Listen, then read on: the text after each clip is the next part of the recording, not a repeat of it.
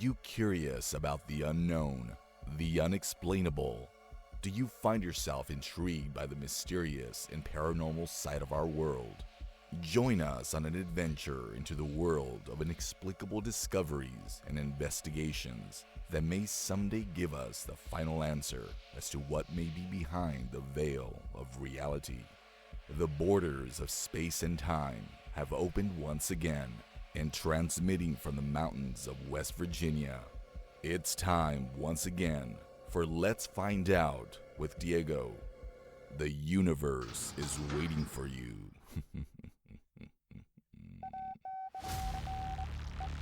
On this episode of Let's Find Out, our guests are a mother-daughter paranormal investigative team with over 2 decades of experience exploring haunted sites along the East Coast. They are dedicated to uncovering remnants of the past by connecting documented history to unexplained phenomena. Now stationed in Danbury, North Carolina, where they established Stokes County Paranormal. All this plus more. Please welcome new friends to our show, Michelle and Kimberly. They are Stokes County Paranormal. My friends, welcome to Let's Find Out. What better way to spend a beautiful Sunday afternoon than talking paranormal? Yeah, thank you for having us. Absolutely. And I know that I think right before we started, something went off. So for the listeners that can't see the video, can you let us know where you're at currently now and what it is exactly what's behind you? Okay, so we're coming to you from the historic Danbury Courthouse in Danbury, North Carolina. This is our home base. We do a lot of investigating here and lead people through this space. We've got some equipment set up here in this room. We're in the actual old courtroom. We have had some knocks and bangs already going on since we started. As we were setting up, actually. Yeah. And so prior to getting ready for the podcast, how long have you been set up so far? 10, 15 minutes beforehand, Yeah. I think. It wasn't long. All right. So normally, depending where you go, that's kind of quick for getting something. So that's not something that's normal, right? Well, it kind of is here. For We were Danbury, actually it's very typical. It's a very small mountain town, but it is very active. We actually had a private group in here last night. We were in here till close to midnight. Had a lot of activity going on. So it doesn't surprise me that it's already started today. Perfect. So my friends, the listeners, if you hear something in the back, so you know something's going on, and we might be on to something here this afternoon. So, talking about Stokes County Paranormal, or right before or long before you established your home base here in Danbury, you were up and down the East Coast in several locations, and most of them were probably some of the better known locations, correct? Yes. And is that how the team started in those locations, or did it start right at home where things were not going on as normal, as they say?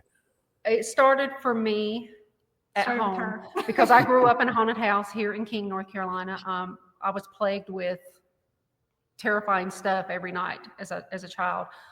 It wasn't until I went away from home. I traveled with work and I stayed in a haunted hotel unknowingly.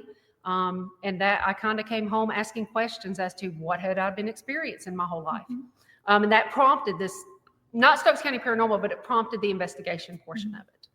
Back in 2005. Yes, it's right when Ghost Hunters taps. Literally the day they aired is when you came home. Yes.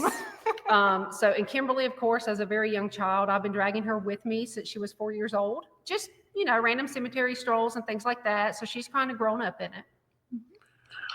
And that's interesting because it's one of those things where these experiences usually it goes through generations. And then sometimes the children start picking these things up. Sometimes they don't. They say, well, mom and grandma have these stories, but they've never experienced anything. But in your case, it seems like it's running in the family now. It is. And she would used to actually in my childhood home. My mother still lives there. We still do live stream from there and investigate on occasion. She used to stand at the bottom of the steps and talk to something up in the hallway. So she has literally been around it her whole life. And when was the first time both of you went investigating together? As an adult, with her as an adult, or? I was 16. That was my first real investigation. Somewhere. Besides ghost walks and cemetery, strolling through the cemetery kind of thing. Well, that's interesting because in fact, like with my mother and growing up back in the island, there were several things going on in the apartment, in the condo, later in my grandmother's house. And then as an adult, you start putting things together, but like Yep. my brothers on my dad's side, they never had anything. My sister has not. But then here we are. Our daughter has it. And then so now that you're both a team, how's that working? Does that work out very well? It does. Yes. We are an excellent dynamic. People like to hear us bicker back and forth during our investigations, but no, we feed off of each other. It's great. When both of you had the same experience, because I think independently, maybe Michelle was having one experience, Kimberly was having another one, but when was the first time you both had the experience together? Ooh, that's a good question. There's been so many. Right. What do you think? I think the first one that we truly were both not freaked out, but curious was Sorrel. The Sorrel Weed House in Savannah, Georgia is one of our favorite places to go. And that was the first time you went into the house, wasn't it? Or are you talking about after that? I'm talking the hair pool. Okay, yes. That's what I'm talking about, since it affected both of us. So I've been taking her there to that specific house before they were even doing investigations tours. in it. We did a house walkthrough. It was open one day. We walked right through. She was 12. I was like 11 or 12. With her little camera. And at the very end, the guide said, "Oh, she's so cute. Do you want to come back through the house with me? And you can take all the photos you want." Flash forward, we started going there when they do their investigations, and she had her really first, I would say, traumatizing it was interaction scary, but it made me curious. there. She actually got her hair pulled in the carriage house. At the same time, whatever pulled her hair ran behind me and knocked my equipment bag over, and we actually caught it on camera. So that was, I would say, your first major one, yes. Yeah. Well, that's pretty big considering what you just talked about and your experience there. And for the listeners of Let's Find Out, our friends that maybe don't know much about that location, can you tell us a little bit something about it? So I'm not sure the date of the house, but it's one of the It was pre-Civil War. older homes.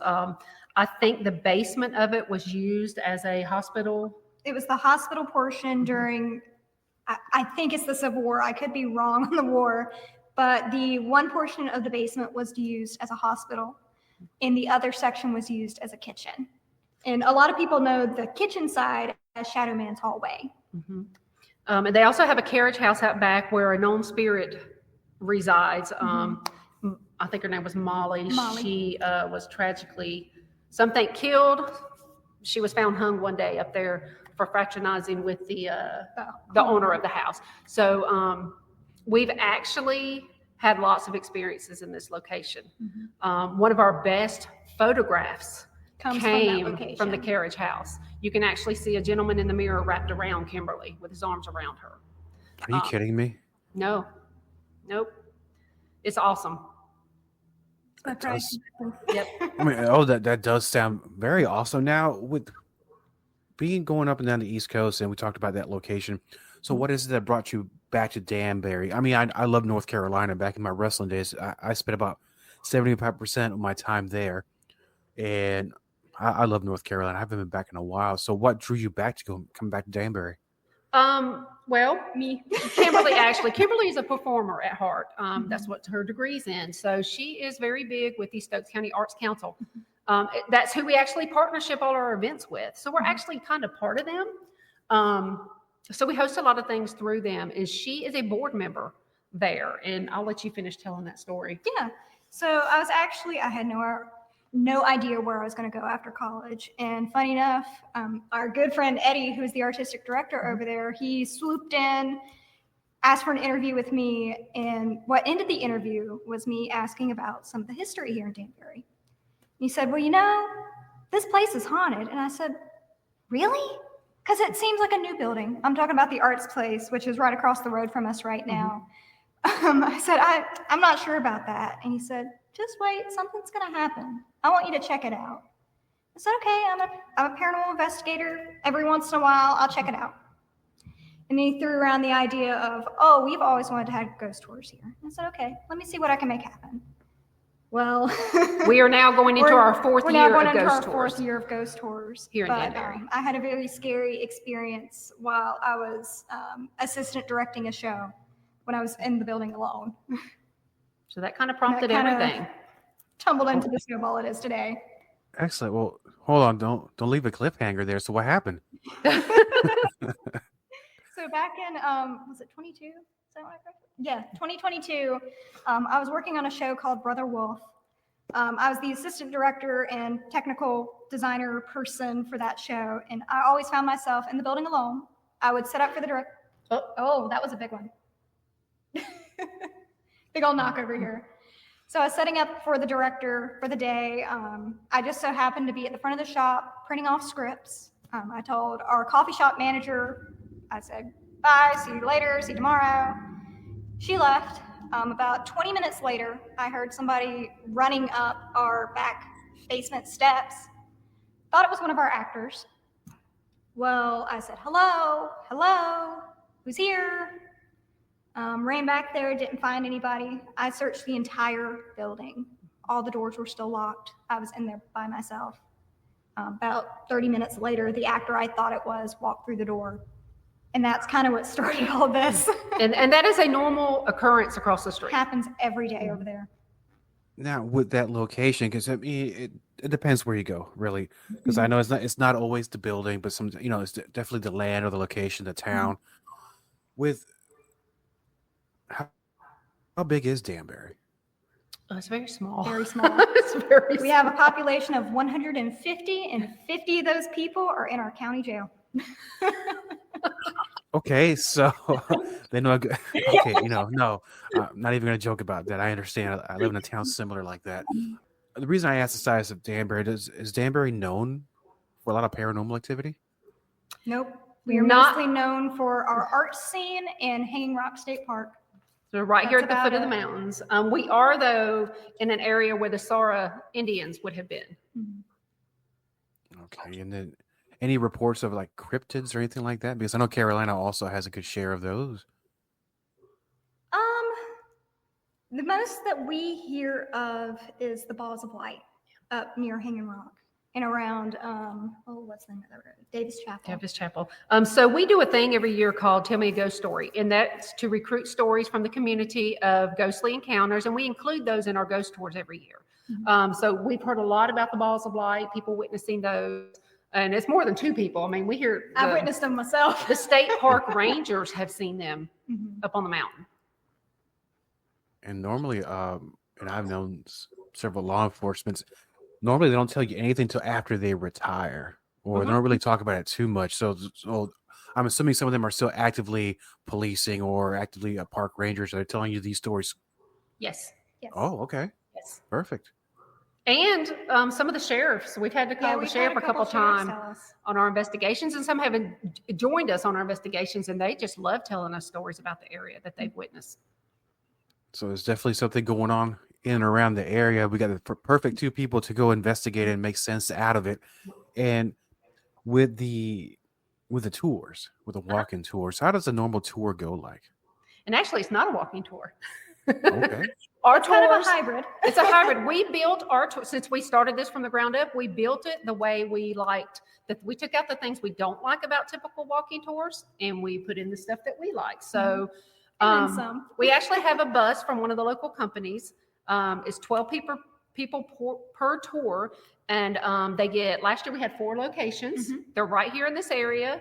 So we put them on a bus. We drive them to the first location. We get off. We tell a little tiny tidbit of history. And then we tell them the experiences that we have gathered from the community and during our investigations at these different locations. And the very special thing is you get to go inside These every single places. one of these locations and try to experience the hauntings yourself. So after we tell the ghost stories, we give them 5-10 minutes to wander the halls, take pictures, do what they need to do, hop back on the bus and go to the next location. So it's typically about a 2-hour tour that we run for each session. And I think that's a pretty good amount of time for a tour. And so when these individuals go on the bus with you to these different locations, do they bring their own equipment with them, or do you have it there already for them? These are strictly tours for October. Now we do offer investigations, but for the tour specifically, no. But we did throw in a little extra thing when they get to the courthouse. Usually the courthouse is the next to the last location. We give them 40 minutes in here instead of the typical 20, and we already have equipment set up in here so they can experience some of that. We offer to let them do an SD session if they'd like, if we have time. We do let demonstrations. And then we haul them across the street to the arts place to end up, and we play them EVPs that we have captured in these locations. Yeah. I want to take a tour now. It's been a long time since I've been on any kind of tour or investigation. It's been a good 25 years since I've been in Carolina. So I'm due for a visit. Yeah. And when you go out and do these investigations, do you prefer to know the history of the site before you go, or you like going in cold? Because, we don't always know exactly what's going on with some places. It just depends, because the way with the local stuff, there's not really a lot of records, so we don't have much of a choice but to go in. So we actually wrote the script for the ghost tours, and we worked with the Historical Society and the town historian. After we met with them, we wrote the script and we let them look it over to make sure we had our stuff straight. So for the tours, that's a whole different ball game. Right. But we do hold the investigations in these local places as well, so we already know the information. When we go to a house call, we do private somewhere out of state, confidential house calls, and we do an interview and find out what they got going on. When we go to somewhere like Trans-Allegheny or St. Albans, we typically like to read up and see what the history is as far as what does the building date back to. Not necessarily what paranormal activity has been happening, more of a historical record. And it's funny because sometimes the history of some of these locations are far more terrifying than it is what you capture on video and audio. Yep. Depending on where you go, I mean, you have your sanitariums, you have your hospitals, you have places where terrible things happen to people, land where there was war. I mean, you name it, this country's gone through it. And then there's the residentials. You mentioned residentials. There are different kinds of camps, and I'm not at any of those camps. It's just mostly from conversation from different researchers and investigators. There are those out there that refuse to go and do investigations in homes. I don't know why, but they rather do other things. I know something. They rather go out in the middle of the woods, which I would find more terrifying, being that the different kind of animals would be out there. You can't control what happens there, obviously. But for residentials, have you ever been to a location that you're like, oh my goodness, this place there's something really messed up here? I can name off one. You can go ahead. I don't know how much we can talk about it though. Oh, it's a private confidential, but just don't say. The one where I saw the lady and it lined up with what they were seeing. So it's a family member? Yes. Okay, so this was a private confidential family member home. Actually, they were out of town, and one person in this family said, hey, y'all go in and see what's going on. That was kind of eye-opening, because not only did Kimberly doesn't claim to be psychic or anything. Well, she's grown up in this. She's very sensitive. And when she hit her 20s, she got to where it really hit me. It hit her, and she can visualize things. And when she does, she says, hand me my book. So we carry a book around with us. This was before the book. Before the book. But she actually saw something in this location. And come to find out a couple weeks later, we find out that the individual that was involved with this was describing what he had seen, and it was exactly what she drew. With what I saw. Yeah, and drew. Yeah, so. Yeah. So with that book, and I know you want to keep the information confidential, you're putting in notes of what you find, but are you sketching some of these things too? Yes, this is a sketchbook. I mostly sketch. We did start jotting down names. If we sometimes we hear audible names out loud. Sometimes we're doing Estes or just doing spirit box and get a name. We use the dowsing rods a lot to get information, going through the alphabet and things like that. That's actually how we found one of our most prominent spirits across the street at the Arts Place, and we were able to locate a historical record for him. All right. Well, let's talk about it. What exactly did you see? What did the record say? So his name's Dave, we discovered, and this was over. How long did it take us to gather enough information to find him? It took us almost exactly a year before we went and did our tribute out of state. So he actually told us how he died. He was a Civil War soldier for the Confederacy. He had told us that he was wounded in battle. He had told us he had died at Pickett's Charge on the third day. It was very specific. We were using a pendulum board and we were using dowsing rods to gather information. We just jotted down all these notes, and lo and behold, one day when I'm searching Ancestry, his name pops up. Actually, two people with the same name popped up. One was from a different county over, and one was from Stokes. So during further research, I discovered that the one that was out of the county It's at a neighboring county. He fit my information to a T, down to the day he died, down to what happened to him. So we know, we became very fond of him. He would communicate with Kimberly on a regular basis. And one day we decided to make a trip to Gettysburg and pay tribute to him after a series of events happened. It was a lot. It A was lot a of very events happened. long year. So we went and paid tribute to him on the battlefield at Pickett's Charge where he died. We feel like we have sent him home. He is no longer present across the street since that trip. He pops in every once in a while. And the Depends good, on the time. the good thing is that during the time we were there, I went to the visitor center and I went back to the research room and I had one of their techs pull his muster roll. And on his muster roll, it very specifically says, last seen, Pickett's Charge, wounded, left for dead. So we hold him very close in our hearts, I guess. I miss my buddy. Yeah. we felt a big connection with him. So flash forward, okay? I'm looking for more information on him constantly. Well, we finally found out his connection to Stokes County. I came across a marriage record. He was married to a woman named Martha Anna Bowles. Last name spelled B-O-L-E-S. That's our last name, B-O-L-E-S. So we did. That just strengthened the connection we had with him. Just several months ago, I was on Ancestry again. Somebody, it led me to find a grave. Somebody had actually uploaded a photo. It's one of the sketched war photos of him. So we got to see what he looked like. Just confirms everything I see. Everything, yeah. That's kind of like a 1 in a million. It is. It is. Right? I mean, we hear several stories about what people find, but I think this will be like in the 1%. Yeah. Well, we are very, very big on. I never got into this for any kind of notoriety or any kind of money or anything. I love doing the research. I love connecting information we find on these investigations with actual records of people who existed. And we have done that multiple times, but Dave was our biggest. Speaking of Dave, so it seems like he was pretty happy with everything, and you say he may have crossed over every once in a while. He stops and says hi, or when we request, I think he showed up maybe 2 or 3 times. He did once last year, so but I think that was kind of as a warning. Yeah, and it was a very emotional send-off when we were in Gettysburg. I don't know how much time we have, but very quickly. First thing we did was went to the battlefield when we got there. Next thing we did was go to the research center. Then that night we had a public investigation at the Haunted Museum in Gettysburg where Dave showed up during an Esty session. Kimberly was saying things like, I'm your friend. Well, I thought we're in a room with haunted dolls. I thought it was one of the dolls, kind of. I was like, really? But then she started saying, no, your friend from home. So I started, okay, are you trying to tell me you're Dave? Yes. I said, well, if you're Dave, give me one word that'll let me know it's you. And he said the name of our artistic director. He said Eddie. Which was our first EVP from him. She started saying things like, home, I just want to go home.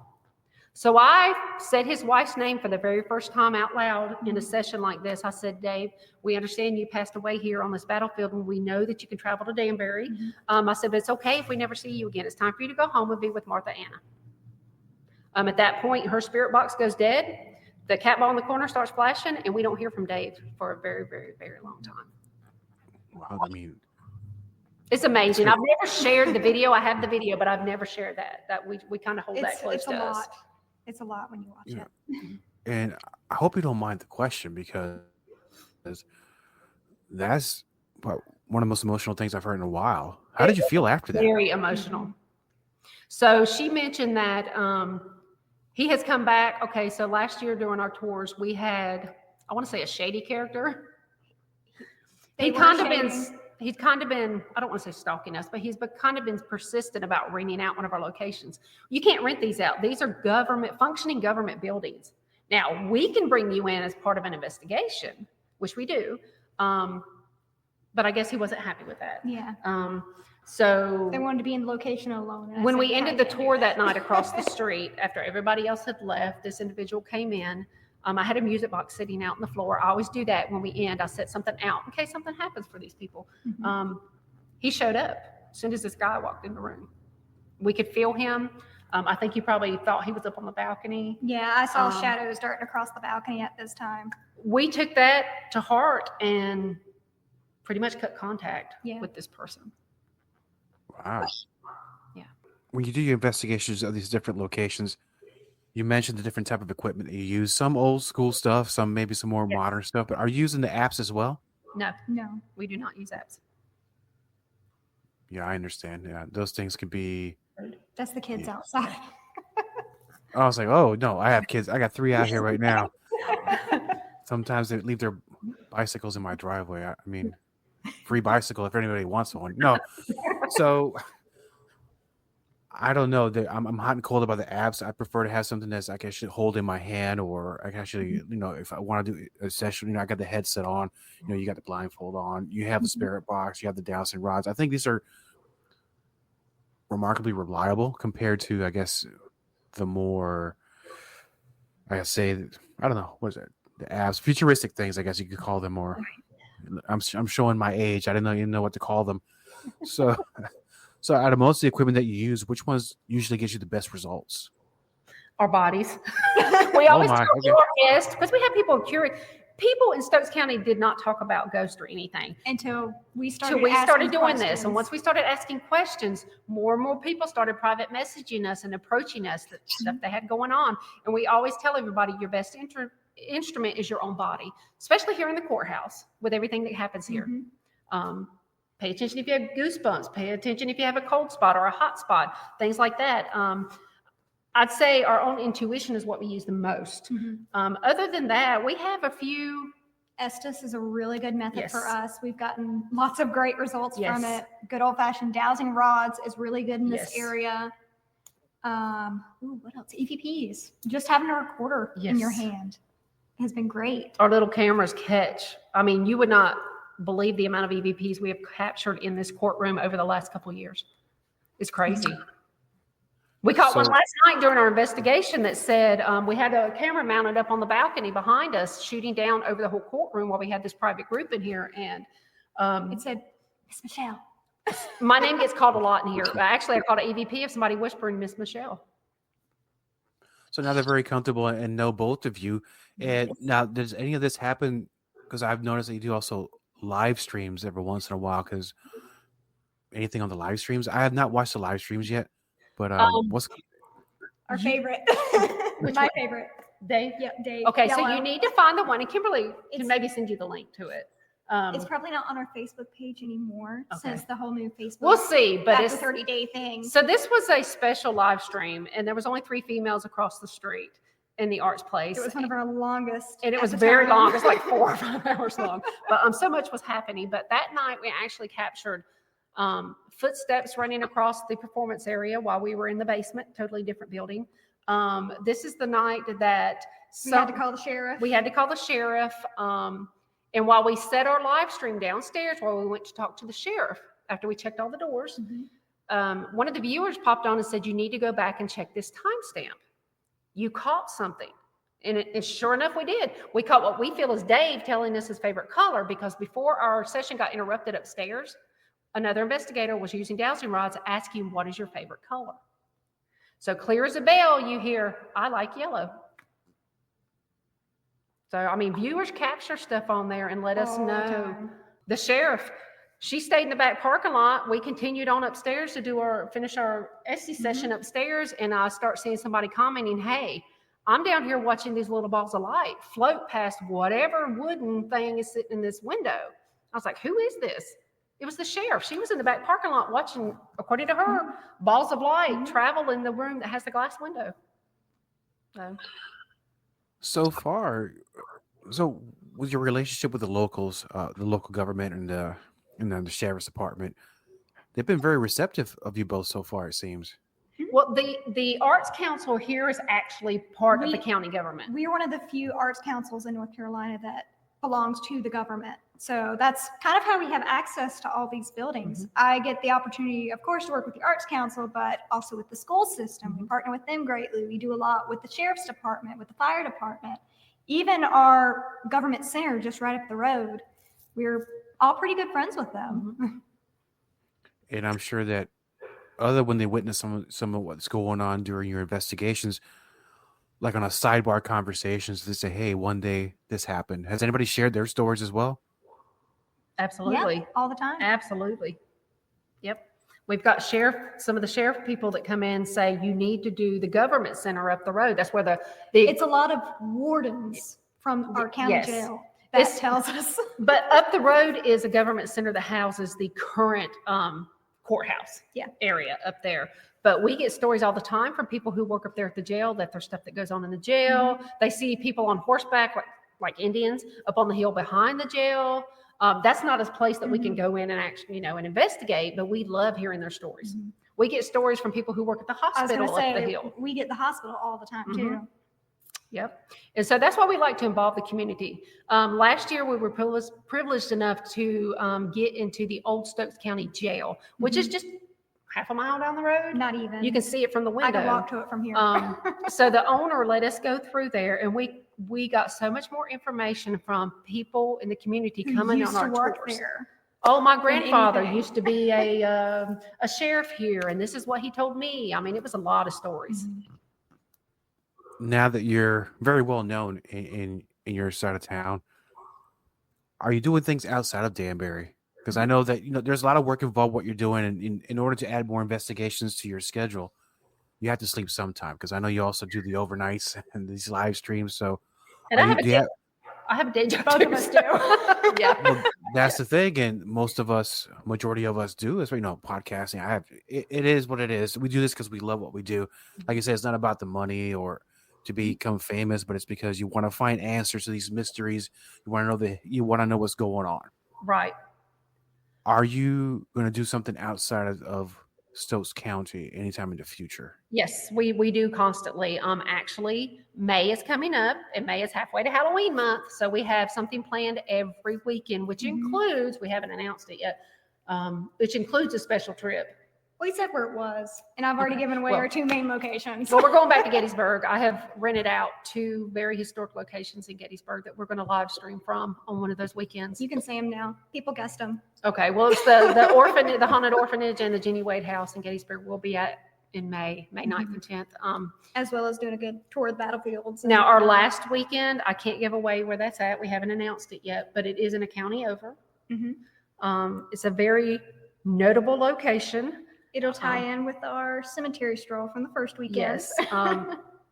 There's lots of, I don't want to call them urban legends. What do you call them? It is urban legends. So we're very close to areas, Payne Road, the Lawson family murders that are big in this area that a lot of people know about. So we touch on those. They're over in a different county. So yeah, we do venture out. Like I said, we're going to Gettysburg. We did St. Albans in West Virginia or Virginia. Yeah. A couple months ago, I think January, we did that one. We do a lot in Wilmington. Yes. We haven't in the past year really, but we used to do a lot for Haunted Rooms America. We got recruited while we were on one of their paid events to help them out as tour guides on the battleship the next night. So that opened up a whole big thing for us. That was a huge location. But from that event, we got people still contacting us. Hey, you was my tour guide on the battleship. We've actually had some drive up to Danbury and do some of our tours here. That's one of the things where I was going to ask. I normally save it towards the end of the show, but how are people contacting you when it comes to say, well, I believe this place, there's some activity here? Are they emailing you, or can they just come up to you because they know you so well in town? Facebook Messenger, our email account. I've got a lot of people who message me on my personal cell phone number and on my personal Facebook. We've had a couple call into the Arts Council because they know I'm there. I'd say the last 2 weeks we've had a lot more than typical. Several people reaching out to us. Hey, I'm going to attach this picture. What do you think I should do? So we respond to these people, try to help them out the best we can. We don't jump to conclusions. We got a lot of members of the community that says, I really need you to come out to my house. And a lot of times it's people coming into the coffee shop over here, because Kimberly also works as the barista over here, telling her their stories. Well, that shows that people trust what it is that you're doing. And that's a great thing, because you can develop these relationships, and each relationship takes you to possibly another location. It does. And then move on down the road. It's the best part of a chain reaction, because you're getting out there.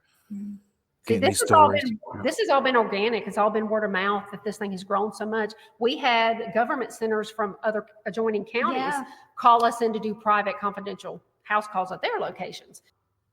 And in the town of Walnut Cove, we've had several people call us in over there, and we don't talk about it publicly. I mean, we had We just We've recently got had several in one pilot, I got yep. a call for Greensboro yesterday. Yep. Sure do. We love it. It's Mhm. not like it's a lot of work for us because It we kinda enjoy comes doing it. naturally. I like teaching people who are curious how to investigate safely. And that's the number one thing, investigating safely, for many reasons. And that could be a whole different show right there. So it could be another whole 30 minutes of how to do these the correct way. Yep. At least, in my opinion, would be the correct way. Yes. And I think about 10 or 15 minutes ago, you mentioned something where you got a voice, but you thought it was one of the dolls or an object. Was that? That was with Dave's story, the Haunted Object Museum.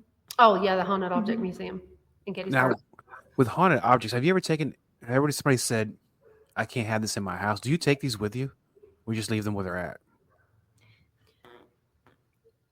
You gonna talk about the cannonball? That's what I was So, gonna say. are you asking, do we have trigger objects that we take with us, or are you asking, do we have actual haunted objects? Well, I get a feeling because we talked about the dolls, and it's something that said just ask about dolls because I know some teams will go to a place and the owner of this object will say, I can't have it in my house. Here, take it. Now, no. these people, they won't put them in their house, they'll put them in a garage or somewhere else. But how do you Right. feel about these things? We don't take anything from No, any Any location. location. I don't know that we've ever been asked to take something there. They may ask us what to do with it, which that was recent. That was one of the calls have- last week. We yeah. had to help somebody through that. And I don't claim to be an expert, but from years of experience and the Mhm. things I've seen and done and Having our captured, own experience Yes, a couple years ago. I feel like we can help guide them. But no, I don't take anything. We can tell you how to take care of it. Yes. So that's Yeah. about all that we can do. We can point you in the direction of somebody else that might be willing to take it, Mhm. which we've had to do that a few times too. And somebody here, not me, learned a lesson about taking an object from a haunted location after she was told not to. So I don't anymore. So there's a county close, or a town close by called Jamestown. Their big legend is the legend of Lydia's Bridge.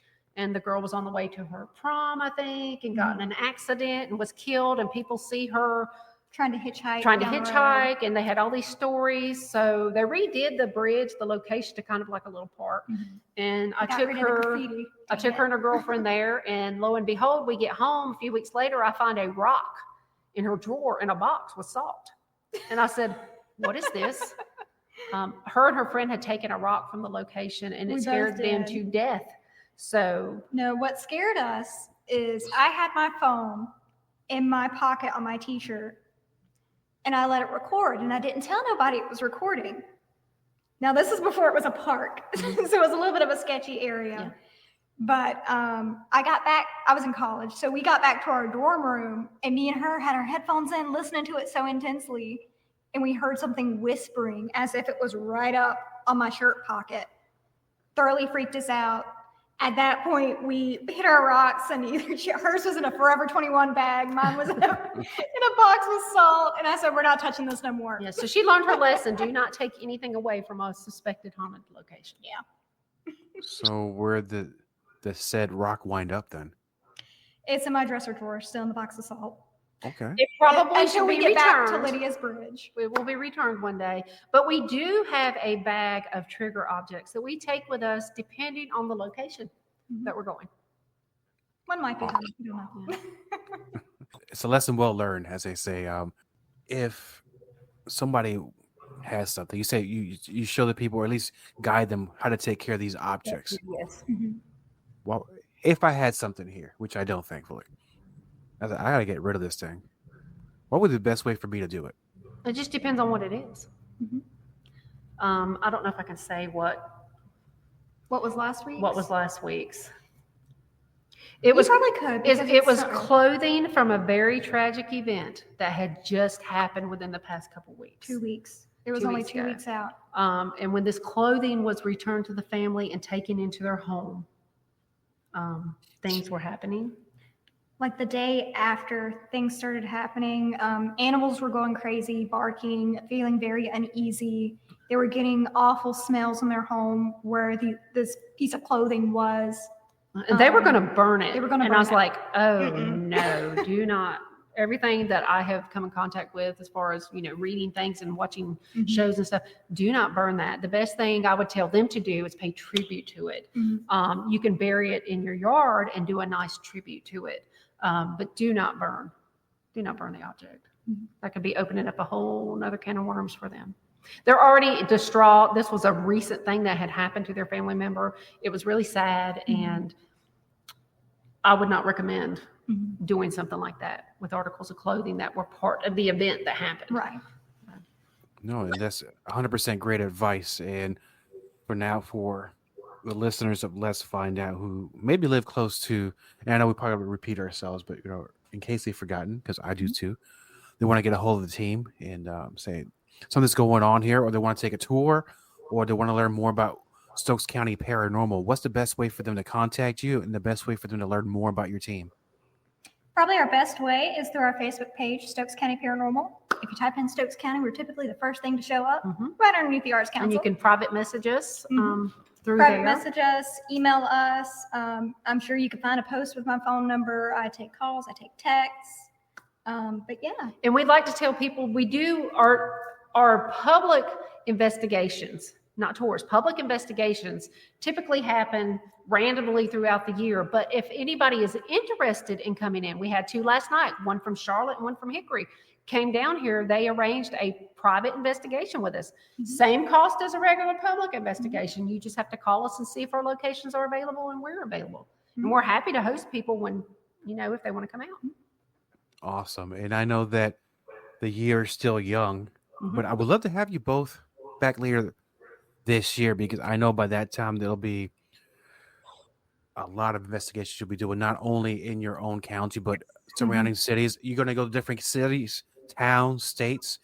I would love for you to both to come back and tell us what it is that you experienced and what you found. Okay, that'd be great. We hope to make it to Florida Eventually back to St. Augustine. I don't know if it'll happen this year, but that is one of our other prime locations we go. And you're going back to your first one this year. Yes, I'll be in Texas in September. Not for paranormal stuff from our actual real job, but that's where my experience. I told you I stayed in a haunted hotel. That's the location of the haunted hotel. 20th anniversary. All right, but hey, something pops on there. You gotta let us know. We will. Well, thank you both for being on Let's Find Out. I look forward to having you back later this year. All right, thank you so much. Thank you. Thank you, my friends. Copyright Diego the Podcaster. All content for Let's Find Out is the property of Diego the Podcaster and is served directly from our servers with no modification, redirects, or rehosting. All celebrity impersonators are paid performers. The impersonated celebrities do not endorse or promote any views or opinions expressed by our guests, Diego the Podcaster, or Let's Find Out. The information shared on Let's Find Out with Diego is provided on an as-is basis, with no guarantees of completeness, accuracy, usefulness, or timeliness. The debut book by Diego the Podcaster, I Remember the Crib, delves into one man's extraordinary encounters with the strange and paranormal. Diego the Podcaster takes readers on a journey through a collection of short real-life stories that unveil his untold experiences. Diego offers a unique glimpse into a life filled with inexplicable events that have remained a secret until now. The readers are invited to explore the mysteries and wonders that have shaped Diego's existence, that gave birth to his podcast, Let's Find Out with Diego. Available now on Amazon Kindle. Published by Zombie Media.